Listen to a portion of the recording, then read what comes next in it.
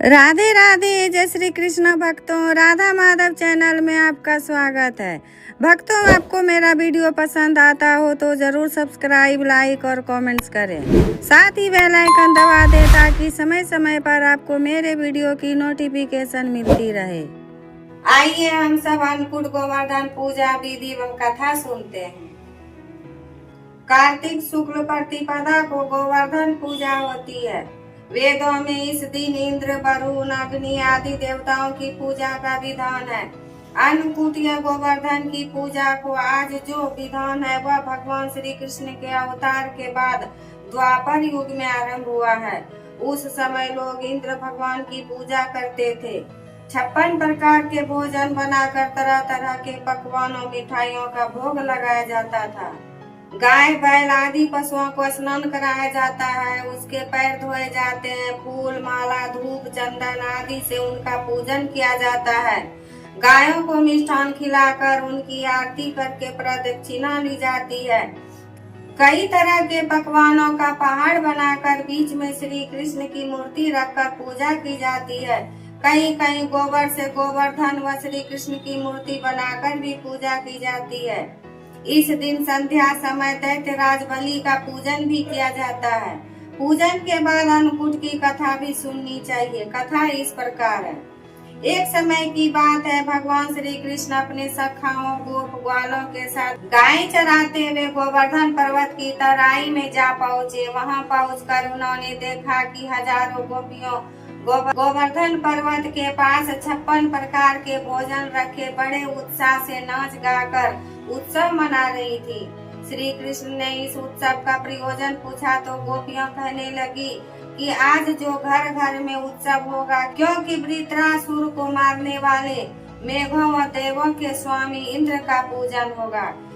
यदि पूजा से वे प्रसन्न हो जाए तो ब्रज में वर्षा होती है, जिससे अन्न पैदा होता है तथा ब्रजवासियों का भरण पोषण होता है। श्री कृष्ण बोले, यदि देवता प्रत्यक्ष आकर भोग लगाए तब तो तुम्हें यह उत्सव जरूर करना चाहिए। इतना सुन गोपियां कहने लगी कि देवराज इंद्र की इस प्रकार निंदा नहीं करनी चाहिए। यह तो इंद्रोज नामक यज्ञ है, इसी के प्रभाव से अतिवृष्टि तथा अनावृष्टि नहीं होती। श्री कृष्ण बोले, इंद्र में क्या शक्ति है, उससे अधिक शक्तिशाली तो हमारा गोवर्धन पर्वत है, इसी के कारण वर्षा होती है। हमें इंद्र से भी बलवान गोवर्धन की ही पूजा करनी चाहिए। काफी वाद विवाद के बाद श्री कृष्ण की बात ही मानी गई तथा ब्रज में इंद्र की पूजा के स्थान पर गोवर्धन की पूजा शुरू की गई। सभी गोप ग्वाल अपने अपने घरों से पकवान ला कर गोवर्धन की तराई में श्री कृष्ण की बताई विधि से पूजन करने लगे।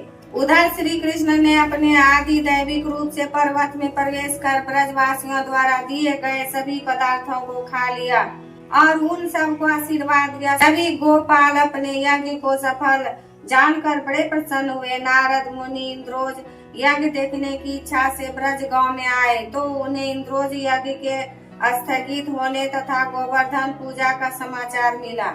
इतना सुनते ही नारद इंद्रलोक पहुँचे तथा उदास होकर बोले, गोकुल के निवासी गोपों ने इंद्रोज बंद करके आपसे बलवान गोवर्धन की पूजा शुरू कर दी है।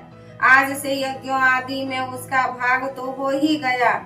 यह भी हो सकता है कि किसी दिन श्री कृष्ण की प्रेरणा से वे तुम्हारे राज पर आक्रमण करके इंद्रासन पर भी अधिकार कर ले। नारद तो अपना काम करके चले गए। अब इंद्र क्रोध में लाल पीले हो गए। अधीर होकर उन्होंने मेघों को आज्ञा दी कि गोकुल में जाकर प्रलय सा दृश्य उत्पन्न कर दे। मेघ ब्रज भूमि पर जा मूसलाधार बारिश करने लगे तो सब गोप ग्वाल सहम कर श्री कृष्ण की शरण में गए और रक्षा की प्रार्थना करने लगे।